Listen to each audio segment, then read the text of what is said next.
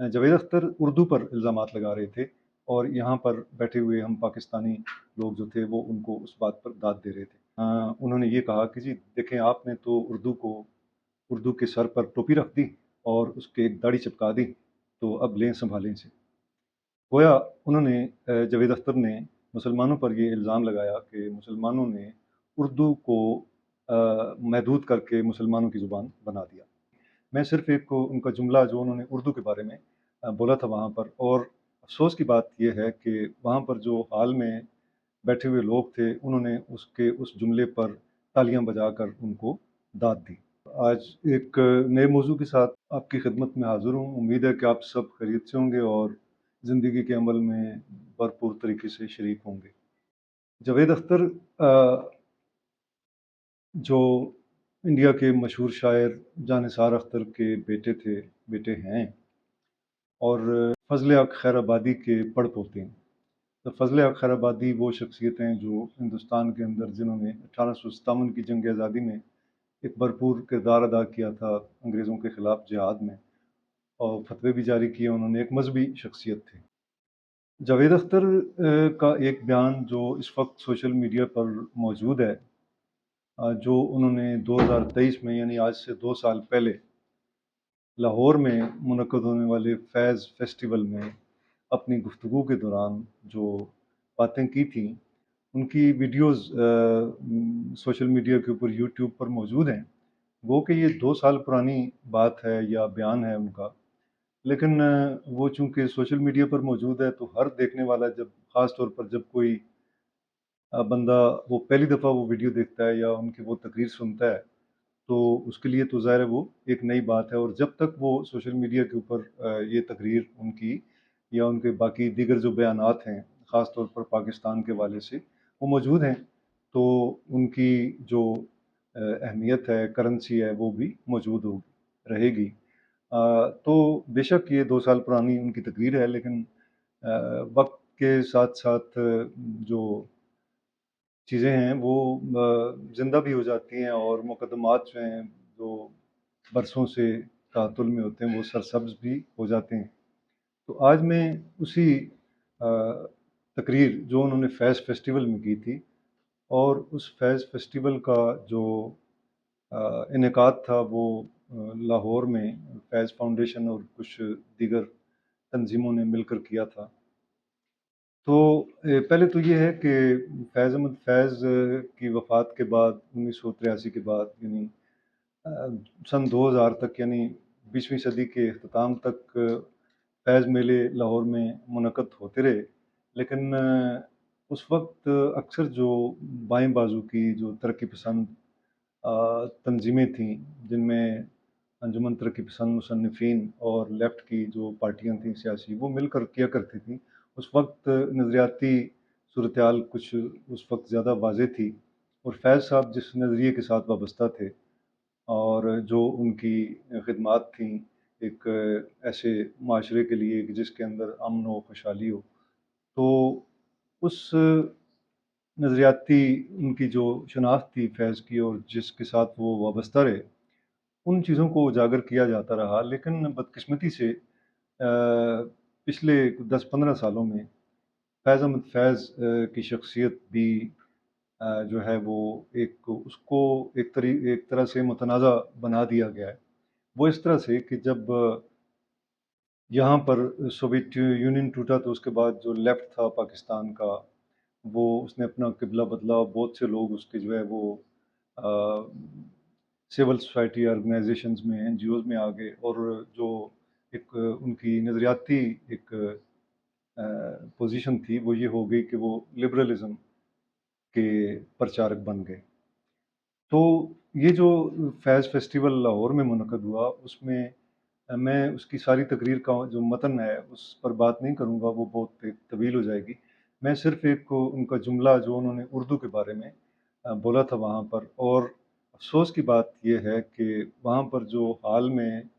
बैठे हुए लोग थे, उन्होंने उसके उस जुमले पर तालियाँ बजाकर उनको दाद दी। ये अफ़सोस की बात इसलिए है कि जावेद अख्तर उर्दू पर इल्ज़ामात लगा रहे थे, और यहाँ पर बैठे हुए हम पाकिस्तानी لوگ جو تھے وہ ان کو اس بات پر داد دے رہے تھے، بلکہ اس سے پہلے جو ان کا استقبال کیا گیا جاوید اختر کا، اور اسٹینڈنگ اوویشن دی گئی اور بڑے پرتپاک طریقے سے ان کو یہاں پر ریسیو کیا گیا اور اہمیت دی گئی، اور اس تقریب کی جو نظامت تھی وہ فیض احمد فیض کے نواسے کر رہے تھے، اور جس وقت جاوید اختر نے اردو کے بارے میں وہ اپنی جو پوری ایک لمبی تقریر تھی اس کا جب نچوڑ ایک جملے کی صورت میں پیش کیا تو اس پر سب لوگوں نے تالیاں بجائیں، حال گونج اٹھا۔ تو وہ جملہ کیا تھا؟ وہ جملہ یہ تھا کہ جاوید اختر اردو زبان اور ہندوستانی ثقافت اور اردو کی تاریخ اور ہندی کی تاریخ اس پر گفتگو کرتے رہے کافی دیر تک، اور آخر میں آ کر انہوں نے یہ کہا کہ یعنی مسلمانوں کو مخاطب کر کے انہوں نے یہ کہا کہ جی دیکھیں، آپ نے تو اردو کے سر پر ٹوپی رکھ دی اور اس کے ایک داڑھی چپکا دی، تو اب لیں سنبھالیں سے۔ گویا انہوں نے جاوید اختر نے مسلمانوں پر یہ الزام لگایا کہ مسلمانوں نے اردو کو محدود کر کے مسلمانوں کی زبان بنا دیا۔ یہ ایک حقیقت کے برعکس اور اتنا بڑا مغالطہ کہ جس پر لوگوں نے سوچا نہیں اور بغیر سوچے سمجھے اس پر تالیاں بجا دیں، اور اس کو اب ریفر بھی کیا جاتا ہے، اس کا حوالہ بھی دیا جاتا ہے، اور اس کو ایک بڑی اتھارٹی کے طور پر پیش کیا جاتا ہے۔ تو حقیقت تو جو ہے وہ اس کے برعکس ہے۔ اب جاوید اختر جو اس وقت وہ اگرچہ مسلمان ہیں، وہ جانثار اختر کے بیٹے ہیں، وہ شبانہ اعظمی کے خامند ہیں، وہ اسرار الحق مجاز کے بھانجے ہیں، لیکن وہ فضل حق خیر آبادی کے پڑ پوتے ہیں۔ ان کا جو خاندانی پس منظر ہے وہ ایک مثالی پس منظر ہے۔ ان کی خدمات جو ہیں مذہب کے لیے، ثقافت کے لیے، سیاست کے لیے، فنون لطیفہ کے لیے، لیکن جاوید اختر کی جو اس وقت پوزیشن ہے وہ یہ ہے کہ وہ اپنے آپ کو صرف وہ بھی مصلحتاً ایک کلچرل مسلمان سمجھتے ہیں، لیکن نظریاتی طور پر وہ ایتھیسٹ ہیں، یا کم از کم وہ ایک ایگناسٹک ہیں۔ اور ان کی مختلف بیانات آپ سنتے رہتے ہوں گے، وہ جو بھی مشکلات انہیں پیش آتی ہیں ہندوستان میں، تو وہ ان مشکلات کا ذمہ دار پاکستان کو ٹھہراتے رہتے ہیں۔ ایک بیان میں تو انہوں نے یہ بھی کہا کہ اگر مجھے آپشن دیا جائے کہ پاکستان جانا ہے یا جہنم جانا ہے تو میں جہنم کو ترجیح دوں گا، میں پاکستان نہیں جاؤں گا۔ یہ تو الگ بات ہے کہ ان کے آباء و اجداد یا ان کے خاندان کے دیگر لوگوں کی جو خدمات ہیں ان کو پورے ہندوستان میں بشمول پاکستان کے بڑی قدر کی نگاہ سے دیکھا جاتا ہے۔ شبانہ اعظمی کی فلمیں یہاں بھی دیکھی جاتی ہیں پاکستان میں اور انڈیا میں بھی۔ اسرار الحق مجاز کو انڈیا میں بھی پڑھا جاتا ہے اور یہاں پاکستان میں بھی پڑھا جاتا ہے۔ تو یہ بات تو چلیں، ان کا رائٹ ہے، وہ ایتھیسٹ ہوں یا ایگناسٹک ہوں یا مسلمان ہوں، یہ اس پہ بحث نہیں کریں گے، لیکن پاکستان کے حوالے سے جو ان کے نقطہ نظر ہے، جو ان کا ایک موقف ہے، اس پر تو ہم بات کریں گے، وہ ہمارا حق ہے۔ اور اس میں بھی خاص طور پر اردو کے حوالے سے جو بات کی انہوں نے، تو اب اردو کی جب بات کی تو اس کا جو ایک کنٹراسٹ بنتا ہے وہ ہندی کے ساتھ بنتا ہے، جو آج کل ہندوستان کی سرکاری زبان یا ایک قومی زبان سمجھی جاتی ہے۔ تو میں بس تھوڑی سی گفتگو کروں گا ہندی زبان کی اصلیت کے بارے میں، اور ہندی زبان کی تاریخ کیا ہے اور اردو کی تاریخ کیا ہے۔ اب جہاں تک تعلق ہے اردو کا، تو اردو اس خطے کی، برصغیر کی ایک قدیم زبان ہے، جس کے پیدا ہونے اور جس کو پروان چڑھنے میں صدیاں لگیں، اور وہ اپنی اس شکل میں آئی، اور جسے پورے ہندوستان میں آج بھی بولا جاتا ہے۔ اردو ظاہر ہے اس کی جو ارتقاء ہے اس پر ہم مختصراً اگر بات کریں تو ہندوستان کی تاریخ آپ دیکھ لیں، یعنی جو پہلی 5-6 صدیاں تھیں، یعنی پہلی صدی عیسوی، دوسری، تیسری، چوتھی، پانچویں، چھٹی صدی عیسوی تک، یہ جو عہد ہے اس میں سنسکرت زبان جو تھی وہ اس برصغیر کی ایک، آپ اس کو لنگوا فرانکا سمجھ سکتے ہیں، ایک بڑی زبان تھی ہندوستان کی۔ اور پھر یہ زبان جو ہے یہ ساؤتھ ایشیا جو ہے اس کے اس شمال مغربی حصے میں ہی پیدا ہوئی، اور یہاں پر ہی اس نے ترقی کی اور پورے ہندوستان میں وہ پھیل گئی۔ اور یہ بات درست ہے کہ ہندوؤں کا جو پرانا لٹریچر ہے، ویدک لٹریچر جو ہے وہ سنسکرت میں ہے، کیونکہ ہندو مت جو ہے وہ بہت پرانا مذہب ہے۔ لیکن اس کے بعد جو باقی آنے والی صدیاں تھیں، 5ویں صدی کے بعد، اور جس وقت سنسکرت زبان موجود تھی یہاں پر، تو اس کے ساتھ پیرالل، اس کے متوازی یا اس کی ہم عصر کچھ بولیاں تھیں یا زبانیں تھیں جن کو پراکرت کہا جاتا ہے، وہ سنسکرت کے ساتھ ساتھ، لیکن وہ عوامی سطح پر بولی جانے والی زبانیں تھیں، جس طرح پالی تھی اور گندھاری زبان تھی۔ اس زمانے کے جو اشوکا کے جو کتبے یہاں پر موجود ہیں، وہ گندھاری زبان میں لکھے گئے تھے، خروشتی رسم الخط تھا اس وقت اس کا۔ بہرحال اس کے بعد پھر وقت گزرنے کے ساتھ ساتھ جب یہاں پر ہندوستان پر مسلمان حملہ آوروں اور افغان حملہ آوروں نے حملے کیے اور سنٹرل ایشیا سے لوگ آئے، تو ان کے ساتھ پھر ظاہر ہے ان کی زبانیں بھی آئیں اور ان کے جو ثقافتیں تھیں ان کے اثرات بھی یہاں پر مرتب ہوئے۔ تو یہ 16ویں 17ویں اور 18ویں صدی کا جو زمانہ ہے، اس میں جو یہ ہندوستان کا یہ جو علاقہ ہے، دہلی کے اطراف میں جو اس وقت جو زبانیں بولی جا رہی تھیں، وہ یعنی دہلی کے مشرق میں اور اس کے شمال میں یہ جو زبان تھی، کھڑی بولی جسے کہا جاتا ہے، یہ بولی جاتی تھی، اور اس کے دہلی کے مغرب میں جو ہے وہ برج بھاشا زبان جو تھی اس وقت مروج تھی۔ تو ہوا یہ کہ مسلمان حملہ آوروں کی آمد کی وجہ سے ان کی زبانیں بھی ساتھ آئیں، عربی بھی آئی، فارسی بھی آئی، ترکی بھی آئی،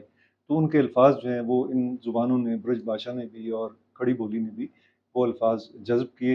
ایبزارب کیے، اور اس طرح سے ایک مخلوط زبان جو ہے وہ وجود میں آئی۔ یہ زبان جو ہے، اس کا پیدائش اور اس کا آغاز جو ہے وہ، یعنی آپ یہ سمجھ لیں کہ 10ویں صدی کے بعد شروع ہو چکا تھا، اور مغلوں کے عہد میں یہ زیادہ پروان چڑھی، اور کہتے ہیں کہ جہانگیر کے اور یا شاہ جہان کے عہد میں یہ اپنی واضح اس شکل میں آ چکی تھی جس کو اردو کہا جاتا ہے۔ اس کے لیے اردو محلہ کا بھی لفظ استعمال کیا گیا، لشکری زبان کا بھی استعمال کیا گیا۔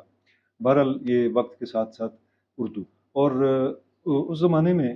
جب یہاں پر مغلوں کا عہد ختم ہوا تو انگریز جب یہاں پر آئے، تو پھر اس دور میں اسی زبان کو، یہ زبان جو تھی یہ ہندوستان پورے کی زبان تھی، یہاں پر ہندو، مسلم اور دیگر جو مذاہب تھے وہ سب لوگ یہی زبان بولتے تھے، اور اسے ہندوستانی زبان کہا جاتا تھا، یا لینگویج آف انڈیا، یا انڈین لینگویج، یا ہندوی بھی کہا جاتا تھا۔ لیکن تھی یہ یہی اردو تھی، جس کے اندر فارسی کے الفاظ بھی تھے، عربی کے بھی تھے، ترکی کے بھی تھے، اور دیگر جو یہاں کی مقامی زبانیں تھیں، سندھی ہے، پشتو ہے، پنجابی ہے، گوجری ہے، اس طرح کی زبانیں جو ہیں ان کے الفاظ بھی اس میں شامل ہیں۔ تو اس طرح اس زبان کا ارتقاء ہوا، یہ زبان پھیلی، اور اس نے پورے ہندوستان میں جو ہے اپنے لیے جگہ بنائی۔ لیکن ہوا یہ کہ جس وقت مغلوں کا عہد ختم ہوا، یعنی مسلمانوں کا یہاں پر عہد ختم ہوا، انگریز آ گئے، تو 1857 کے بعد یعنی مسلمانوں کی جو پوزیشن تھی وہ کمزور ہونا شروع ہو گئی، اور وہ جو ایک مسلمانوں اور ہندوؤں کا ایک بنیادی جو مذاہب کا فرق تھا، اور جو ایک کسی حد تک تعصب ہندوؤں کی طرف سے موجود تھا، کیونکہ مسلمانوں سے تو اقتدار چھینا گیا، اور ہندو جو تھے ان کے لیے موقع تھا کہ وہ ہندوستان کے اندر اپنا اثر رسوخ قائم کریں اور اپنا تسلط قائم کرنے کی کوشش انہوں نے شروع کی۔ تو ہوا یہ کہ ان 1861 میں جو ہے یہ ایک موو چلائی گئی، بلکہ اس سے پہلے 1837 میں ایک جو ہے وہ مطالبہ کیا گیا تھا انگریز حکومت سے کہ فارسی زبان، چونکہ اس وقت مغلوں کے دور میں فارسی زبان تھی، درباری زبان بھی تھی، سرکاری زبان بھی تھی، وہی بولی جاتی تھی، تو فارسی زبان کو ختم کر کے اس کی جگہ ہندوستانی یا اردو زبان کو رائج کیا جائے۔ تو وہ کیا گیا، اردو زبان کو رائج کر دیا گیا۔ لیکن بعد میں 1861 میں بنارس میں اردو کے خلاف ایک مہم شروع کی گئی، اور بنارس کے جو ہندو تھے اور بڑے جو مؤثر لوگ تھے ہندوؤں کے اندر، ان میں جو راجہ رام موہن رائے بھی شامل تھے، جو بنیادی طور پر ایک ریفارمسٹ تھے، لیکن اردو کے حوالے سے یہ مطالبہ سامنے آیا ہندوؤں کی طرف سے کہ اس کو اردو کی جگہ ہندی کو رائج کیا جائے، سنسکرت کو، اور اس کے لیے دیوناگری جو رسم الخط ہے وہ استعمال کیا جائے، اور اس میں سے تو ہوا یہ، اور اس سے پہلے یہ تو 1861 کی بات میں کر رہا ہوں، اس سے پہلے 1800 میں جب فورٹ ولیم کالج بن چکا تھا، اور فورٹ ولیم کالج سے بھی پہلے 1784 میں ایشیاٹک سوسائٹی بنگال میں بن چکی تھی۔ ایشیاٹک سوسائٹی کا جو مقصد تھا، ایمز اینڈ آبجیکٹیو اس کے جو تھے، وہ بھی یہی تھے کہ پرانی زبانیں جو ہیں یہاں پر، سنسکرت ہے اور دیگر زبانیں ہیں،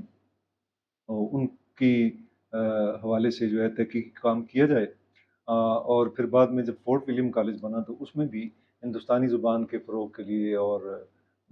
باقی جو زبانیں تھیں یہاں پر، سنسکرت تھی اس کے لیے بھی وہ ان کے پروگرام میں شامل تھا کہ ان زبانوں کو فروغ دینے کے لیے، اور خاص طور پر جو انگریز تھے ان کے لیے ضروری تھا کہ وہ اس علاقے کی زبانیں سیکھیں۔ تو اس پر کام شروع ہوا، تو یہ جو ہندو تھے، یہاں کی ہندو آبادی تھی، انہوں نے یہ موقع جانا اور انہوں نے یہ پھر مطالبے کرنے شروع کر دیے کہ ہندی کو اجاگر کیا جائے اردو کے مقابلے میں، اور اس کا جو رسم الخط ہے اردو کا، اس کو ریپلیس کیا جائے دیوناگری رسم الخط سے۔ تو فورٹ ولیم کالج میں پہلی دفعہ یہ ہوا کہ ایک انڈین رائٹر تھے للو لال جی، تو انہوں نے ایک ترجمہ کیا، اور وہ ترجمہ جو تھا وہ بھگوت گیتا کا ایک حصہ تھا جو انہوں نے ٹرانسلیٹ کیا، اور پریم ساگر کے نام سے اس کو چھاپا گیا۔ اور یہ وہ پہلی کتاب تھی کہ جس میں اردو کے الفاظ استعمال نہیں کیے گئے، یعنی اردو کے اندر جو فارسی اور عربی اور ترکی کے الفاظ تھے ان کو نکال کر ان کی جگہ سنسکرت کے الفاظ شامل کیے گئے، اور اس طرح سے وہ جو ایک زبان وجود میں آئی اس کو ہندی کہا گیا۔ تو یہ پہلی کتاب تھی جو ہندی زبان میں تھی۔ تو اس سے آپ اندازہ لگا لیں کہ یہ پھر 1861 میں اور 1867 میں یہ جب یہ مطالبہ کیا گیا ہندوؤں کی طرف سے کہ اس کو ہندی زبان کو، یعنی اردو کو، تو انہوں نے اس میں سے عربی اور فارسی کے الفاظ نکال کر،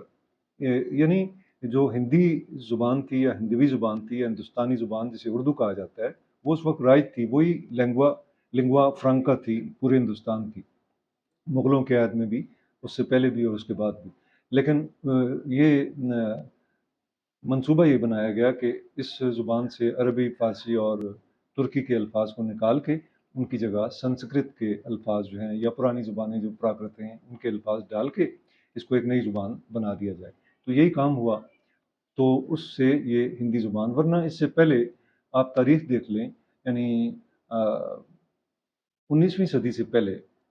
یعنی 1800 میں فورٹ ولیم کالج بنا، 1784 میں ایشیاٹک سوسائٹی بنی، اور یہ جو ایک یعنی آپ سمجھ لیں کہ ایک جو نشان ہے کہ کہاں سے ہندی کا آغاز ہوتا ہے، وہ میں نے آپ کو بتا دیا کہ پریم ساگر جو کتاب شائع کی گئی وہ پہلی ہندی کی کتاب تھی۔ تو یہ تاریخ ہے اس زبان کی کہ جس کے ابھی یعنی مشکل سے 200 سال بھی نہیں بنتے، اور اس کے مقابلے میں اردو زبان جو ہے وہ، جس کے ارتقاء اگر آپ دیکھیں تو وہ 5-6 صدیوں تک پھیلا ہوا آپ کو نظر آتا ہے۔ تو یہ جتنی بھی کوششیں تھیں اردو کو ہندی سے ریپلیس کرنے کی یا اردو کی شکل تبدیل کر کے اس کو ایک نئی زبان ہندی بنانے میں، جو مرکزی کردار تھا وہ ہندوؤں کا تھا، اور بنارس سے یہ تحریک شروع ہوئی تھی اور پورے ہندوستان میں پھیلی، بنگال اور کلکتہ تک اور باقی علاقوں میں۔ اس وقت یہ وہ زمانہ تھا جب سر سید احمد خان جو تھے وہ مسلمانوں کی ایک طرح سے رہنمائی کر رہے تھے اپنی تحریروں کے ذریعے۔ تو اس میں انہوں نے اس موو کو بہت حد تک اپوز کیا، اس کی مخالفت کی جتنا ان سے ہو سکتا تھا، حتیٰ کہ جو نواب محسن الملک تھے وہ علی گڑھ کالج کے جو تھے وہ مہتمم تھے، تو جب ہندی کے خلاف یہ ایک موو شروع کی گئی علی گڑھ تحریک کی طرف سے، تو اس وقت کے جو انگریز حکمران تھے انہوں نے یہ تھریٹ کیا تھا کہ ہم علی گڑھ کا جو فنڈنگ ہے وہ بند کر دیں گے۔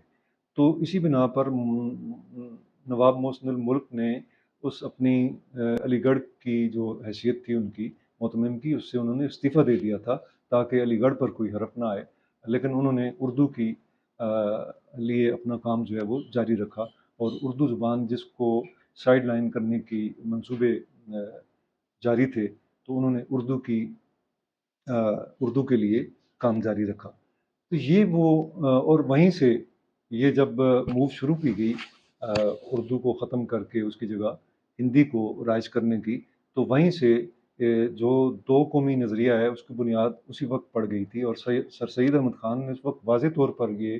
مختلف فورمز پر یہ بات کر دی تھی، انگریزوں کے سامنے بھی اور ہندوستانی جو مختلف فورم تھے انہوں نے یہ کہہ دیا تھا کہ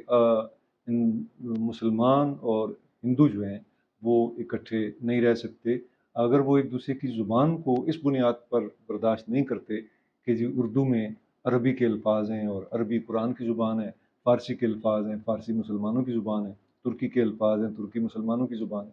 تو اس بنیاد پر جو ایک تعصب پیدا کیا گیا، تو اس کی روشنی میں سر سید احمد خان نے اسی وقت یہ اشارہ دے دیا تھا کہ مسلمان اور ہندو جو ہیں ان کی راستے جدا ہیں۔ یہ وہ دو قومیں بڑی دو مذاہب جو تقریباً 1000 سال سے زیادہ عرصہ گزر چکا وہ اکٹھے رہ رہے تھے، لیکن یہ 19ویں صدی میں آ کر انہوں نے جب اس زبان کو چیلنج کیا، اردو زبان کو، اور اس کو ہندی سے ریپلیس کرنے کی کوشش کی، تو وہیں سے مسلمانوں کی جو راستے ہیں ہندوؤں سے وہ جدا ہو گئے، اور اسی کی وہ ڈیولپمنٹ تھی کہ بعد میں پھر جب دو قومی نظریہ جو ہے وہ باقاعدہ اپنے واضح شکل میں پیش کیا گیا، تو اس کے پیچھے اس کے پس منظر میں یہی بات تھی۔ تو یہ ہے۔ اب اس میں یعنی جو اس زمانے کے ہندو